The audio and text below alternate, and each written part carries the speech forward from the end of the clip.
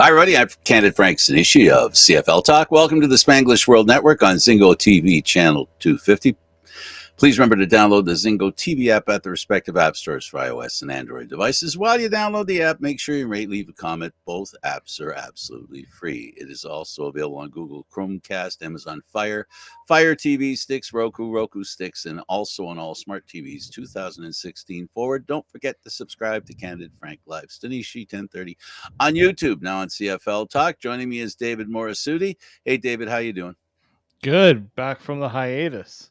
Yeah, I don't know the Hades hiatus, uh, the heat and prostration that happens within that heat. Want to welcome everybody for coming to the program. We should have a lot of fun today. I tell you, we have missed a couple of weeks, but I tell you, this past week made up for it. Let me tell you. So the game looked well under control. We'll start with the Argos, of course.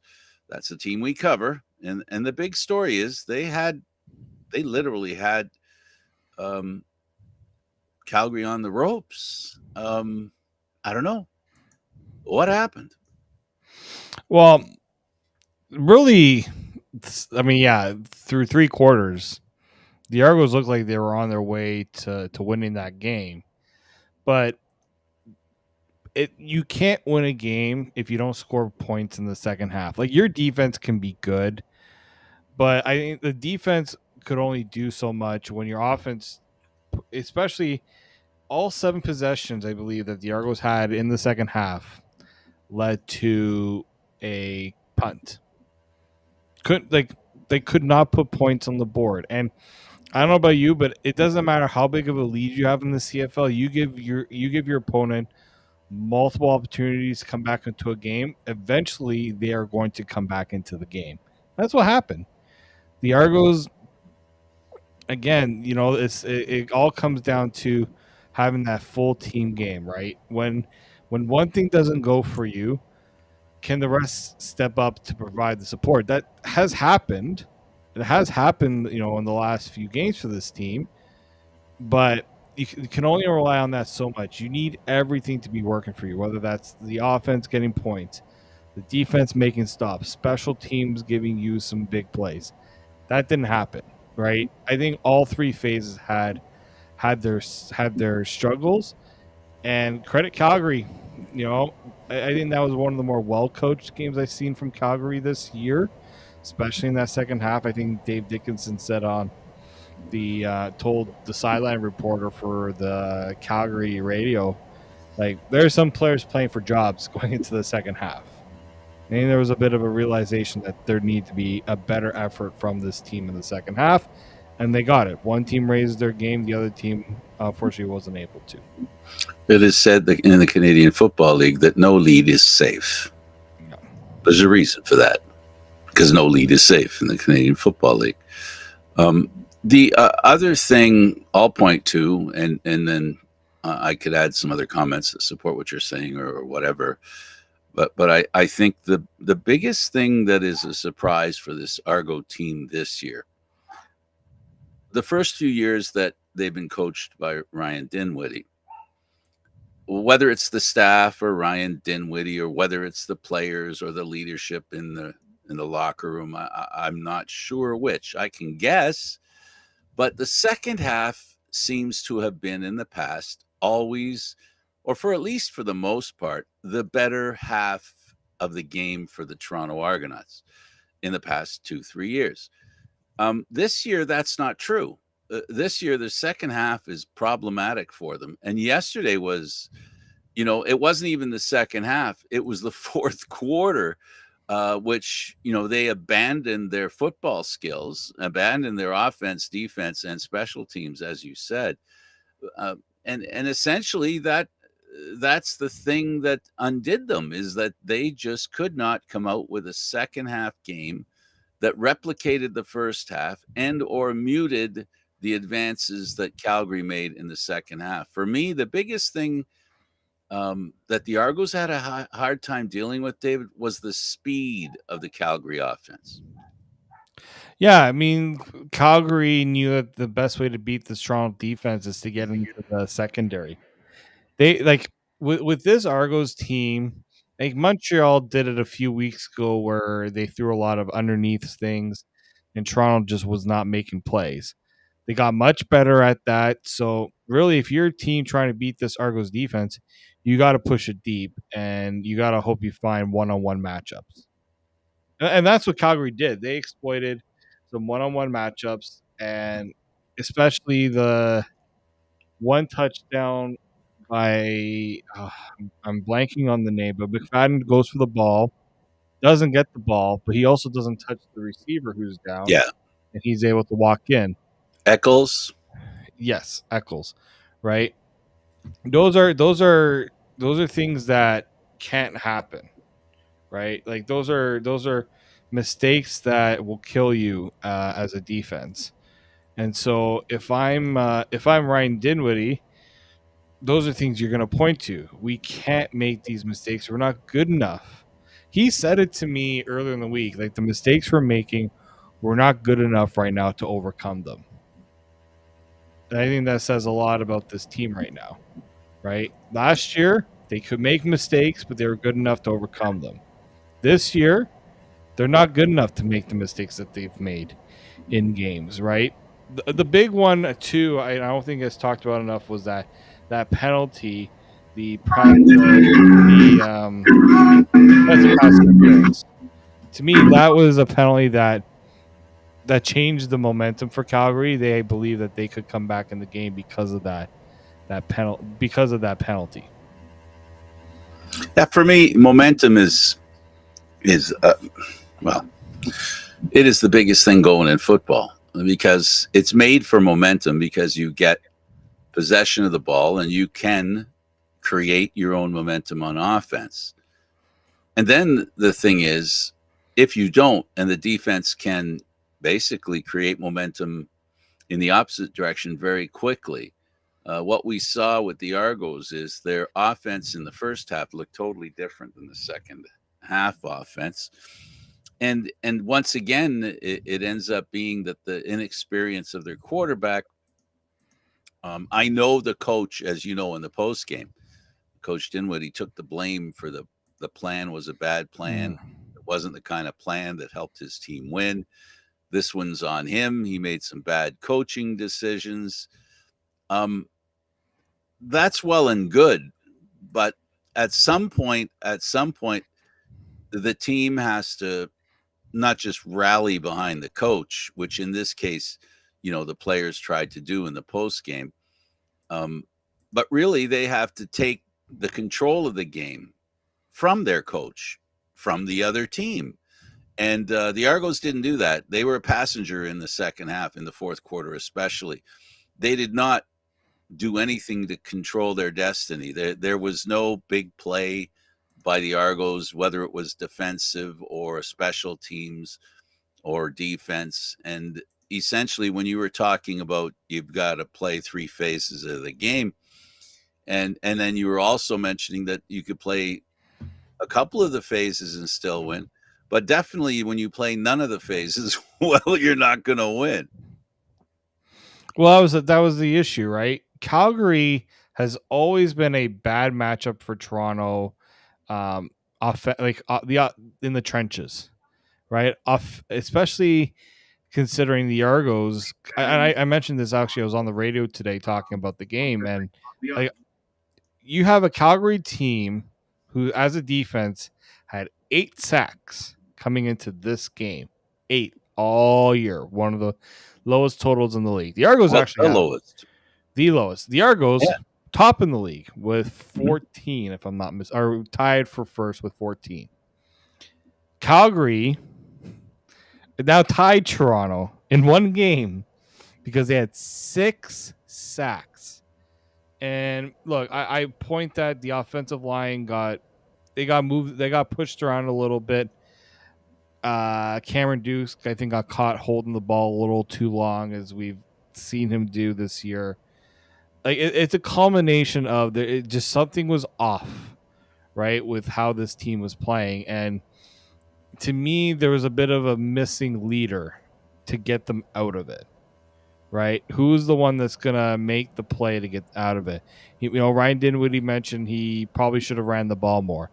The fault in that was when you have a lead, and one way you can bleed a clock is if you have a good running game. But Calgary was doing a good job, negating that. Toronto did too. Like Toronto made They stood up Calgary, Carey at the end there, and yeah. I think they hurt him really good.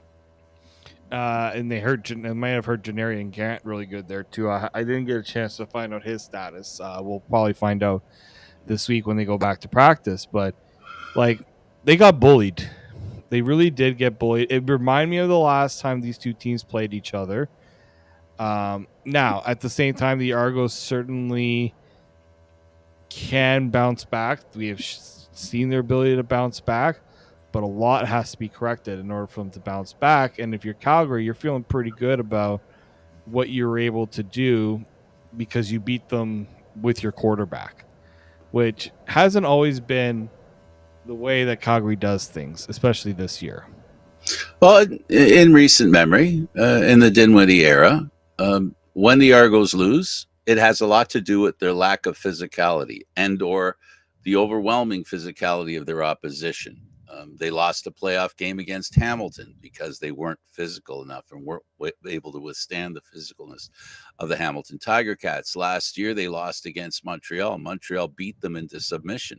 And that may sound harsh, but I don't think it's not descriptive of what happened. And in this game, they were kind of beaten into submission in this game as well. The physical will of this team was not as strong as it's been in the past. And, the big plays, the physical nature of the game and football, I think, David, both of you and I have noticed in this game, the games that we watch, it seems to be kind of a physical sport, doesn't it?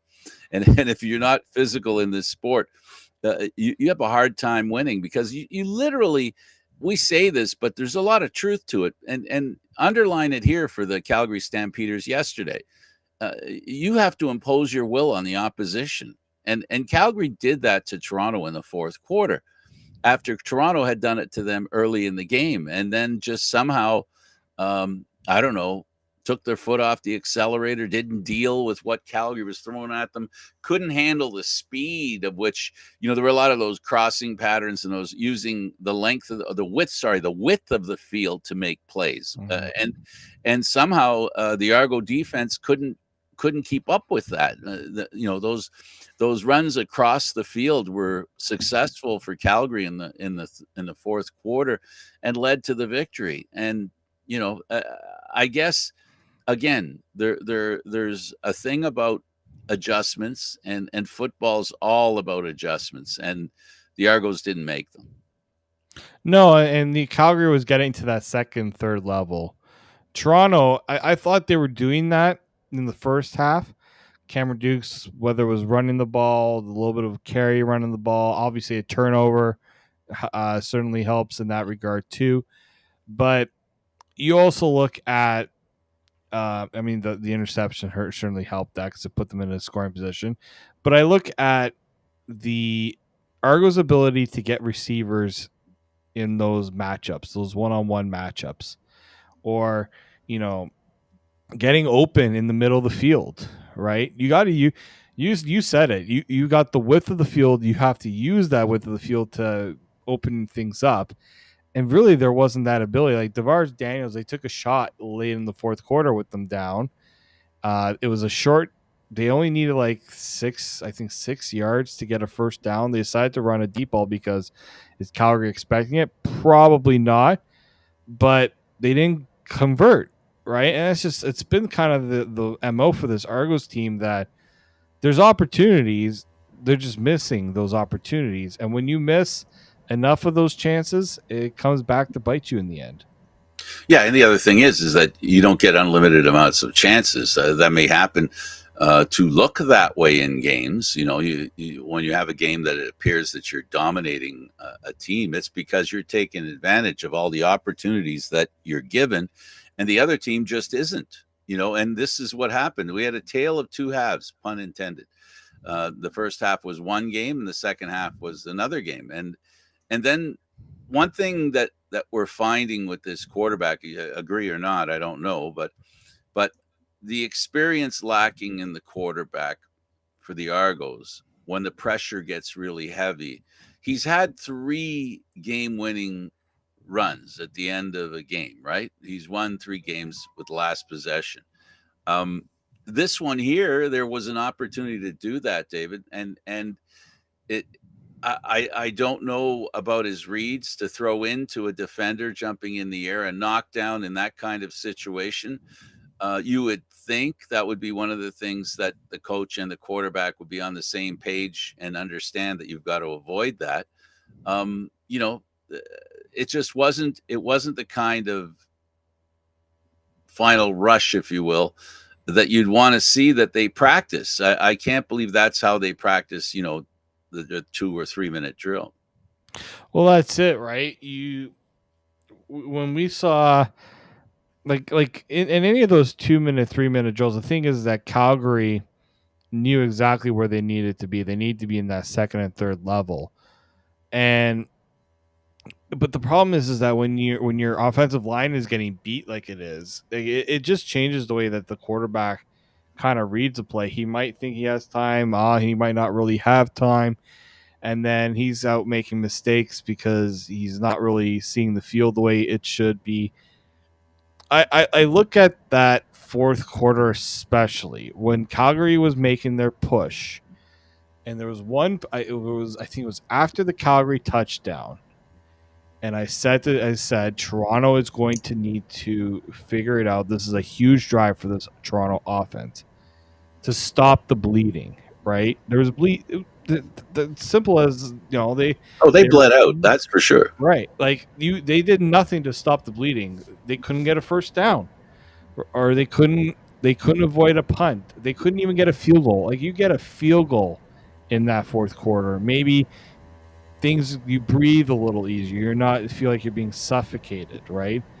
Um, as that play calling, as Ryan Dinwiddie mentioned it, I don't think it's all play calling.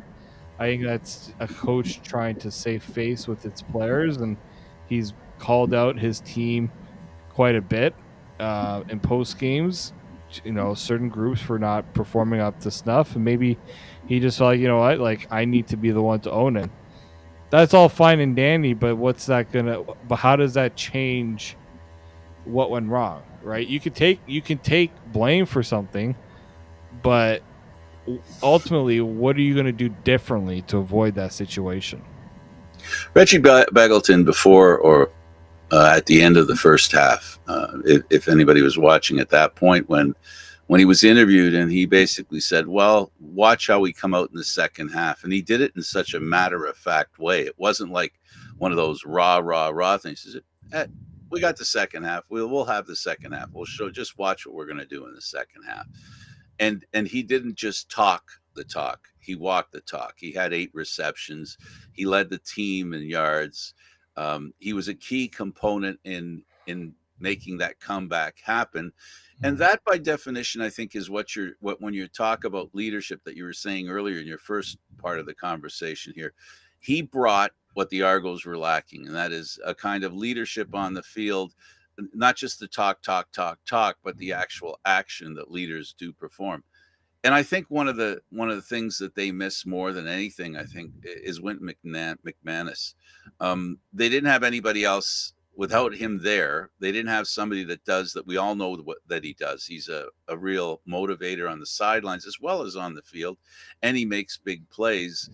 The Argos didn't have anybody that did that. And, usually it's the quarterback that makes the big plays with the receiver or the running back, and he does some stuff. But there wasn't an answer of greatness by any of the players on the Argonauts in the second half. No, and yeah, you look at all the players that this Argos team is missing. I think I counted almost 8 regulars on almost like I think 8 on the defense that they don't have playing right now. A couple on the defensive line. Now, you're not making McManus. excuses for the team, right? I'm not making excuses because every team is dealing with injuries. Absolutely. Teams, right? But it certainly does not. It does help when you have a player like that available that can play for you at the end of the day as well. But what you're highlighting is the next man up mentality. yeah, there would need to be a little more of that, right? Like, you had guys making plays early in the game, but when the game was on the line, there wasn't anyone making that play. That was missing from that defense, especially in the fourth quarter, with Calgary really pushing. Like none of the guys up front were putting enough pressure on Arbuckle.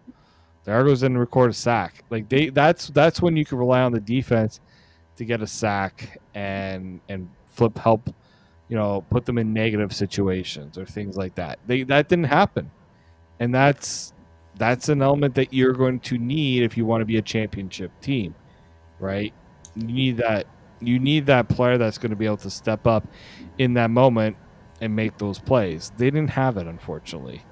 They And should. yeah, but they have players capable of doing it. It's not like they're, well, there's not really anyone here.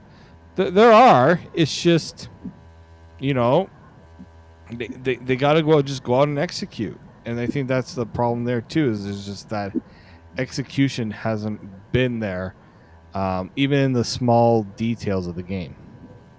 Yeah, they need a little more, a little more positive stuff. And the best running back for the Argos yesterday was Cameron Dukes.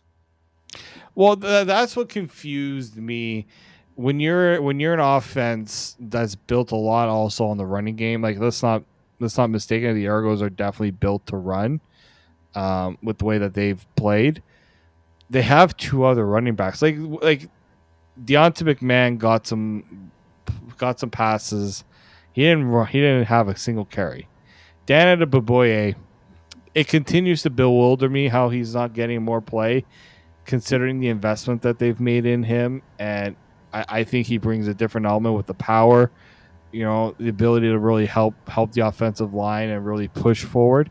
Like to me, that's a missing element there too. It's got to be something to do with health.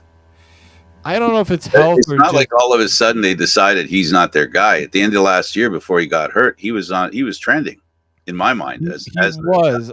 as a future running back. I really don't know what it is. Maybe that's a question I have to ask the coach, and wondering what does this player need to do to get more touches, right? And so those are moments, right, that you need to have your top players or just your depth too to step up.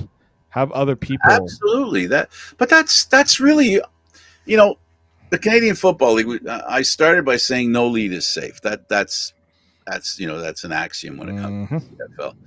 The other thing is next man up. The players that are available to the Canadian Football League are very talented. It really is basically help them understand how the Canadian game works, but they've got the talent to begin with. There's a dearth of talent in the football world, and if you pick the right guys to pick up the game quick enough, the next man up is something that we had with Calgary for years, and actually with the Argos the first couple of years with Dinwiddie here. That some of the most key players on the team did not present themselves as key players until like a year ago or 2 years ago. That Grey Cup team was loaded with guys that didn't have a real big reputation as great Canadian Football League players. We had a kid that was rookie of the year that wasn't even a football player for a while before he started playing football. So we know it's possible. We know it's possible. Right now, it's not working. It's not falling in favor of the Argos, where the next man up is playing as well or better than the guy that they're replacing. Well, that's it, right? There's a couple of things that need to go your way in these situations. One being health. Two is just finding guys that's stepping up that maybe you didn't expect. The other teams don't expect. It's kind of like Montreal had a little bit of that last year, where you know guys started to step up at the right time, or they added players at the right time. Right? It takes one or two players to really make a difference. And for Toronto, I think it's more so on the offense. Yeah, Like everyone's wondering where's DeVars Daniels? Where it's a fair question. He's also up there in age, right? He's not going to be your leading receiver. That was supposed to be DeMonte Coxey. Um, they've got guys coming back from injuries who I feel like there's gonna be a little bit of a time to get them up to speed. You got a rookie in there, and Kevin Mittal, who's trying, but you can tell that they're not comfortable giving him too much of a workload right now. So there's just a lot of question marks of what needs to change, but it's also a matter of who. Okay, you want things to change, but who's going to be the one to step up to provide that change? Yeah, the biggest example of change necessary for the Argos, and we talked about physicality a little bit at the end of that game, to watch the defender for the Calgary Stampeders push the offensive lineman right into the quarterback about 8 yards. I mean, that can't happen. I'm not trying to put an offensive lineman, I'm not trying to throw them under the bus, and I don't mean it as a personal attack, but the fact is, an offensive line has to stand its ground. And the Argo offensive line, like you said earlier, that's one example where we saw a sack. Not that it wasn't the sack where a guy that wasn't covered runs through the line. It was a guy that literally pushed a lineman one on one into the quarterback. That is a kind of intimidation and or physical outmatched situation that, as a football team, you're starting to look for another player. I mean, that's the kind of play that can get you removed off the team, to be that beaten so badly in that way. And and I don't mean, I'm the only reason I'm not saying the name, because I don't think it has as much to do about the individual as it has to do with the team and their inability to, as a line, protect each other in whatever way they need to. Football's made of guys who dominate. How many defensive linemen have we seen who take on two or three offensive line members, and they got their hands full, and that frees up somebody else? So it's teamwork. I'm not trying to attack an individual lineman, but that sight, that did not look good, and that spoke. And then the hit that Carey took, the hit, as you said, that were administered, really showed that Calgary was there, ready to play. And there's a word down south that they use, the want to. They had the want to. The Argos did not. Well, yeah, and I look at from an Argos perspective, when you like this offensive line was heralded so much last year that in a way I think teams are trying to make it a point to really attack that offensive line now, And they added to it, well, in the off season. right? And so that's the confusing part to me. Like, look, do I expect the offensive line to have a historic year again? Probably not. I think the talent around the league has gotten better at really getting to the quarterback. It's been real apparent that's been something that has always kind of been the crux of a lot of teams, is their ability to rush the quarterback, and some teams really struggling to protect the quarterback. I think if you're the Argos, that's something you want to fix. You don't now look, when you have a quarterback that's willing to move around in the pocket like a Cameron Dukes, it's only also so much an offensive lineman can do in those situations as well, right? That's, I think, also a change. And I've also said, like, the best way to counteract the pass rush, run the ball, which the Argos had been doing, or you got to get that ball out of the quarterback's hands a lot faster than what the Argos have been doing right now. Yeah, and then when you look at what a good sign of it, and I think you alluded to it, but you weren't specific. But I'll be specific. How many field goals the Argos get in that game yesterday? We got a single. That's it. No field goals.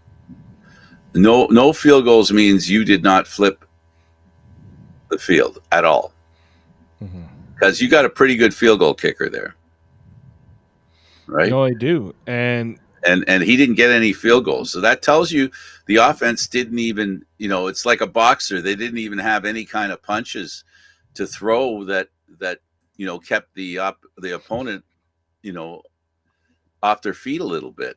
It was a very lukewarm offensive effort that didn't produce even field goals. And a field goal would have made a difference in that game, because the last field goal was by Calgary was just because the Argos failed to get a first down at the end of the game and just threw the game away at that point. Yeah, well, that was the problem. There is that when they only got 1 point in the second half. And yeah, I was talking to someone. They said like they got more points from their punter in the second half. Like it just really showed their struggles to push the ball down the field, and that can't happen in the CFL. In my opinion, it cannot happen because defense offenses have gotten better in this league. Like, don't get me wrong, they're not. We're not seeing 40+ points every game, but we're seeing the ability of opponents to take advantage of mistakes. I think that's something that doesn't get talked about enough. Yep. Is the ability of the offense to take advantage of the short field, and the Argos didn't do that either. They didn't flip the field enough to put their offense in a better position either. We'll have to stand back a little bit. Using this game as the only gauge of their season, it'll lead Argo fans to commit carry. So let's step back a little bit. Now, with this comment, I'm going to step back a little bit, step right back to the beginning of the season, and remember and think, Argo fans, anybody who knows the Canadian Football League, when their number one quarterback was suspended for 9 games. If I had told you, David, that they'd be 4-4 with their backup quarterback, that actually wouldn't be a bad result. This is something that we're losing, and that's not, I don't mean this to demean the quarterback, right? It's not about Dukes. It's about his ability, his experience, and the need in the Canadian Football League to have an experienced, truly number one quarterback. And so my statement is very clear. If you expected the Argos to not skip a beat with him at quarterback and their number one guy that clearly is number one, salary says his value to the team. How much they pay him, it shows the value to the team. Yeah. So now that guy, you pull him off the lineup, and you've talked about injuries and stuff, and I'm good with and because we don't want to make excuses for the Argos. The injuries, everybody has to put up with that, right? Because that's just football. It's a physical game. But if you're playing your season with a backup quarterback and not the starting quarterback in the Canadian Football League, your season doesn't have much chance. My point is that Dukes has done a good enough job to keep this team with their head above water, barely above water. If they win the next game, above water. If they don't, they'll be below water. But the point is, being 4-4 at this point of the season with your starting quarterback coming back, it's not that bad a position, because I don't want to come across here being totally negative. The positive side of this is they have their number one quarterback on the horizon. And when I spoke to Dinwiddie yesterday, I was just wondering, is there any distraction with your number one quarterback coming back? And I meant it not just in the locker room. I meant it in the quarterback room. I meant it in the team as a team. Is there a distraction? He said no. I take him at his word. I might not agree with him, but I can't see it not being a distraction, because the whole mentality of this game for them and the way the offense works, he stirs the drink. So, Kelly's on his way back. He's going to take over a team if the league deems his 9-game suspension stands and stays at that point. There isn't an additional amount of games that are going to be tacked on, of course, based on his behavior up until that point. If he is the quarterback that they think he is, they're not in bad shape. We haven't even seen Labor Day yet. I think you're right. I think that gets lost a little bit here in that, how different would things look if they'd had Chad Kelly starting from the very beginning. And, it's like a team. It's like an NHL team losing their starting goaltender. right? You just hope that you can tread water enough, and you're right. But He doesn't problem, lose games for you. Yeah. yeah, but the problem here is this is like not like a 2-3 game situation. This isn't even a 6 game situation like we were seeing. We might have likely have seen from Montreal or BC with their quarterbacks. We or even Saskatchewan. We're talking about half of your season, right? And so to be 500 is good, but that also means you've only got half a season, maybe even longer, or less time than that, to hit the gas. Now, in some ways, that might be good because this Argos team was so good, and then they felt like they were a bit on cruise control.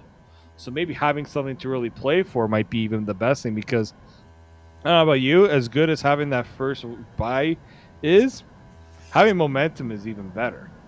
Listen, I'm not in the business of unselling tickets to the Canadian Football League. Okay. I'm not in the business of unselling tickets to the Canadian Football League. But the truth is, the season doesn't start till Labor Day, mentally, physically, and in reality. And last year's Grey Cup victory was a part of a repetition in the Canadian Football League, where the team that goes out at the end of the season on a run has a very good chance to win the Grey Cup. So, everything that's happened till today, it's very important because you would rather be Calgary than Winnipeg. You would rather be Toronto than Hamilton. Even though it's only 2 wins better, the Argos are only 2 wins better than Hamilton. The same thing is true with Winnipeg and Calgary. That's not much to overcome. So, how these teams adjust going into Labor Day is going to be the telling tale. But one thing I saw yesterday, and I was very impressed with, is the way Calgary's team responded in the second half, the way Calgary and their quarterback. We can talk and make it sound like the Argos blew the game, but the mayor, I think he was reelected as the mayor of Calgary. He was really good yesterday in the second half. He proved that he is that guy that Bo Levi Mitchell left to give the starting job under center. That's what they were expecting from him, right? That was kind of the expectation that Jake Mayer would be the next guy. Now, were we expecting to be exactly the same? Probably would have been a little fool's gold to expect to come in and replace someone that's for sure Hall of Famer. At the same time, we're also looking at, a guy who has a lot going for him in terms of didn't have exactly he had pressure, but in Calgary it's different because they always have a good surround system, right? It's always a system that surrounds the quarterback. You're not just asking him to do it all. There's supposed to be components that work around the quarterback. But what the issue has been when it's hasn't all been there, right? The quarterback hasn't been able to make the plays, right, or put the team in negative situations. That's really had been Jake Mayer's issue. Is he had? It's not like he had lost some games, but he didn't do enough to win them games either in the past, right? You can throw for a bunch of yards. That's certainly true, but you can throw even the touchdowns had always been kind of a problem for him too. He wasn't really getting those big plays for touchdowns. But I think that's been the biggest change I've seen from him this year. Is the interceptions are still there. It's better, but he's also putting his team in better positions with bigger plays, and he's making those plays. Especially you watch that game yesterday. There's some big throws that he made. Yeah, I hadn't seen he gave chances for receivers to make catches, and they made the big play. Well, let's depart from the loss the Argos had to Calgary. Calgary, the victory they had, they're well earned. My highlight of the weekend was I'll call it satisfying because we have spent the last few years wondering out loud repeatedly Where's Trey Ford? Well, apparently he turned up in Edmonton. How long have we been saying that this team, you know, get out of your own way in a little way? You have a fan base that, you know what, last year was brutal. That was a brutal year. But you know what? One of the highlights was seeing a young Canadian quarterback, even take out the Canadian part of it. I even want to take the Canadian part out for a second. A young quarterback showing that he can make you a competitive team. He may not have won a bunch of games, but he won more games in his short stint last year than a lot of other quarterbacks you had there before. That's the first thing I had noted. Then what do? You say, we still don't think this guy is ready. We're going to bring in a veteran guy, McLeod Bethel Thompson, which seemed to justify the whole not playing Trey Ford. They still can't win football games. He comes in and they have, an outing that I think just an explosion, right? A good Saskatchewan team, a good coach Saskatchewan team. You put up 22 points in the fourth quarter. You rush for, if I'm not mistaken, I'm just double checking here. You rush for 276 yards when they couldn't run the ball worth a damn up until this point. Your quarterback, yeah, he threw an interception, but he made more positive plays than negative plays with 2 touchdowns himself. You show that maybe you got a little more with Javon Leap than just a returner. Holy mackerel, 169 yards and 12 carries. What else do you want from a running back? Yeah, I think even like a good chunk of that came off of 2 plays, but those 2 plays led to touchdowns, so I can't even go against that. Tevin Jones, monster game from him. And all of that is because I think that it's time that this Edmonton team realizes they might actually have a good quarterback in Trey Ford and let the guy play. You think? At this point, I kept saying it. What do you have to lose by playing him? Well, losing. No, I mean you're already losing games. You're owing. You could lose losing. Is that a problem? Losing, the only thing you'd always be worried about is you're worried about maybe they'll destroy the confidence of the kid. Oh, well, you're also destroying the confidence not playing him either when he's been waiting and waiting, and I'm just like really they want to continue to like I'm if I was a fan. If I was a season ticket holder, I'd say I'm not coming to a game until I watch the right quarterback play. And the thing I'll add the Trey Ford effect.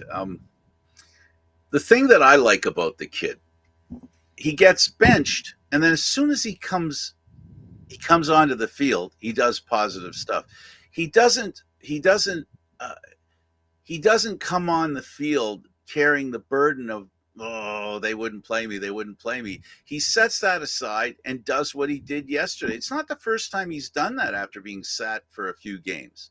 We've seen him do it. You and I have seen him do it. It's part of the reason I think why we support him so much is because when he's finally been given a chance, after sitting on the sidelines and even worse, not even dressing, he comes out and he does a pretty good job. And I don't know what it was about Jones. I don't know what it was about the offensive coordinators that have been there the past few years. I don't understand why, they yanked him so fast. If it's the reason that you said, as far as confidence is concerned, at some point you've got to let a guy blow through that. He's got to break through. And he's not going to break through sitting on the sidelines and or sitting in the locker room or walking on with his civvies on the sideline. That's not going to help him. Now he's done this. Will they build on it? And whether it's he deserves credit for Javon Leak or Javon Leak deserves credit for Trey Ford or not, I don't know which it is. I don't know which one is the positive impact on. I can't sit here and prove it, but what I can say is together they did a pretty good job. And guess what football is? It's a team sport. So you got a kid that plays well, with a running back, and they've got the formula. How many times have we said, and I know it's a little different nowadays, and it's not as impactful as it was in the past, but without a running game, where's a football offense without a running game? We saw it last night with the Argos. I'm not going back to that game, but I'm just saying, without a running game, offenses don't work. They're based on the running game opens up the pass. Yeah, because teams can't just sit back and say, okay, throw it. Now the team's going to be all right. We're going to run it. Come and meet us and run and keep us from running the ball. Yeah, That's really been an issue for Edmonton. It was, we know that you guys are not really running the football, so we're just going to hope you throw the ball and make a mistake. And unfortunately, we've known McLeod Bethel Thompson enough to know he's prone to making mistakes. Now, it's not all his choice, and it's not all his fault, but that's inevitable for quarterbacks, right? When you're not able to have a run game support you and take the pressure off of you, right? We don't have a Nathan Rourke who can sit there and throw the ball 40 times and make plays and even run the ball as well as he did, right? Trey Ford can do a little bit of that, but Trey Ford only threw the ball 22 times in that game. Well, you notice when they talk, like I said, we follow the Argos as close as anybody. When they talk about Dukes and his elusiveness, that's one of his key elements that people talk about that makes him a good quarterback. So Trey Ford does that, right? And then you give him a decent running back, and you saw what happened. And, as much as maybe Saskatchewan, their offense might be called into question now because of a backup quarterback, one thing you can't call into question is their defense. And what Trey Ford and the Elks did to the Saskatchewan defense, I know there's a lot of jaws dropped on a lot of Green Rider fans whose jaws were dropped at the end of that game, who could not believe what they saw in Saskatchewan, by the way. Yeah, the House of Horrors, right? The Argos found that out a few weeks ago, and a lot of teams have found that out this year. But I think that was also apparent too. Was, man, that just did not really work out for Saskatchewan. Again, backup quarterback and things like that. You can make those. I mean, they're not going to make that excuse themselves, but you look at why it was so impressive for Edmonton. It was they were just following their game plan. They were just letting their quarterback do what he needed to do. Right? It wasn't like they were doing any trick plays or anything like that. They were just executing. I think that was the big thing too, is finding a way to execute, and what, leave it to the other team to try to stop you. Absolutely. All right. Well, Edmonton, well-earned victory, their first of the season. They raised their record to 1-7, and then we've got the Montreal Alouettes Hamilton Tiger Cats game. The Montreal Alouettes major point that we talked about earlier. You were hinting at it anyway, that it's less about a starting quarterback, but an effective quarterback. Alexander's a backup quarterback. Montreal had no problem generating offense. Well, it's because they have finally found players to make plays. Tyson Philpott, right now he is my early candidate for Canadian of the Year. Absolutely. Maybe even MOP. I think he'll get a little play of that because he's a Canadian as well. That's always usually the case. I look at Montreal right now, and it's not pretty without Fajardo. It definitely isn't, but it's good enough, and that's what they are looking for right now. They have kind of everything kind of working in all three phases that we were talking about. Well, especially that, because my stat that I love the most, and when it comes to quarterbacks, is TDs, interceptions, was 1-1. So he had an iffy performance, because for me that is the key for quarterbacks. But the fact is, he didn't lose the game for the team, and that's what you want from a guy who's carrying the ball for the starter. Very good work. He's done very good work, and to your point, you're 100% right. The work that he did is based on the instructions that he's given by his team, and those instructions are good enough to give him a chance to look good, to be good, to help the team win. And that's what you're referring to, not making excuses for the quarterback, yada yada.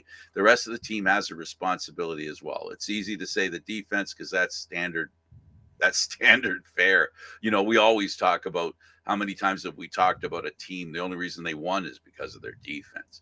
But in this case, their defense is as good as it is, but the offense didn't lose the game for them. That's what we saw with the Toronto game against Calgary.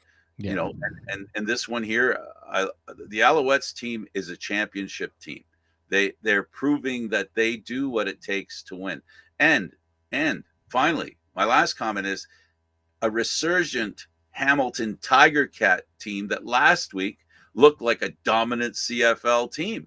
Well, they were down to purring against Montreal. They're still that good a team, but that's how dominant Montreal is within the Canadian Football League, not just the East Division. Well, I think Hamilton also just took advantage of a really bad Elks team as well. Like they needed to. There was a little bit of that, but at the same time, you go and you beat the team no matter what the record is. You have to go out and play the game. You have to win. Right? I look at Hamilton. That's a team that's improving. That's a team that's making plays. They're finding playmakers as well. That's always been a concern of mine. Do they have enough playmakers on that offense, especially? But I look at Montreal. It's impressive because they're doing it, and you're wondering, is there like they get that loss, but because a lot of that they beat themselves. Fajardo gets hurt. Caleb Evans wasn't really up to the task. I look at what they're doing now, Montreal, and they're rallying. It's a good locker room. Jason Moss, probably should be coach of the year at this rate. For sure. The guy learned from history. I said for years when he was on the sidelines with Edmonton that he tended to let his temper get the best of him. You remember at the Grey Cup, I talked to him about it, and he admitted. He said, I changed my attitude. I realized that the anger wasn't getting him, but he uses it as fuel. And that's the great thing about football and players and coaches too. You learn from your mistakes. You adjust. It's the game of adjustments. And if you adjust properly, you get rewarded. And he was rewarded with a Grey Cup because his attitude changed in the sense that he felt his anger, but he used it to fuel being a better coach as opposed to letting the top come off his head. I admire what he did. I admire the change personally with him as a coach, not personally because I don't know him personally, but as a coach personally. I love what he did. He's a great example of passion under control, and it's made him a really great quarterback. And I agree 100% that he should or could be the coach of the year. He could have been last year, but unfortunately, the work that he did was in the playoffs. So the voting ends before the playoffs. Right, and so that's it too, right? And also tough to go up against a coach that only lost 2 games last year as well. Which Ryan Dinwiddie did. So I think that's what also made it tough. But I do agree that we're watching a really good, really well coached Montreal team. We'll see if they can maintain it. We always know that it's not how you start; it's how you finish in the league. But I think right now, with the way Montreal is being coached, it's really impressive to see what they've done. The last game of Week 9, the BC Lions, Winnipeg Jets. BC went into Winnipeg. I think it would have been safe to say. I know the betting line must have favored BC, and common sense would have benefited BC. But I don't think anybody went into that game thinking that Winnipeg was going to win 25-0. Yeah, I was talking with some people, and I said I don't remember the last time a team got shut out. 2021 for them particularly, BC, and it happened to be Winnipeg. And that Winnipeg defense, I mean, they show you were I wasn't at the game, unfortunately, against Toronto, due to other prior commitments. But you saw and you kind of started to see a team regaining its identity a little bit defensively. And They lost a game they could have won. yeah, they definitely lost a game they could have won. And I think they're gonna continue this on the backs of their defense. The defense is going to lead the charge. I think they're realizing that there is a identity to this team right now. There is a method to the madness of how they need to play in order to have success. We'll see if they can continue it. How much this defense could lead the charge with the offense not exactly performing at its best, but it's going to work as long as they allow them to. Absolutely. Well, I think we've covered everything. Just one last thing I'm going to say. Thursday, Saskatchewan, Ottawa. Friday, Calgary and Toronto. Saturday, Hamilton in Montreal. And Sunday, BC and Edmonton. Another good slate of games for Week 10. Can you believe we're in Week 10? We're halfway through the season, David. It's unreal. I'm telling you, summertime, you enjoy it while you can. You enjoy these months while you got them. Absolutely. Well, it's been hot, that's for sure. And so have these games. David, thank you for doing this as usual. Glad to be back. For David Morassutti, I'm Candid Frank Stanisci. Thank you for watching CFL Talk Aaron Live Mondays at 1 p.m. Eastern Standard Time. Make that 4 p.m. This show can also be heard on the Spanglish World Radio Network for CFL Talk, other news, sports, and programming we offer. Please check out SpanglishWorld.ca. Spanglish World. Watch it here, read it, download it, live it. Thanks for watching, everybody. Don't forget to subscribe to Candid Frank Stanisci on YouTube. See you next week.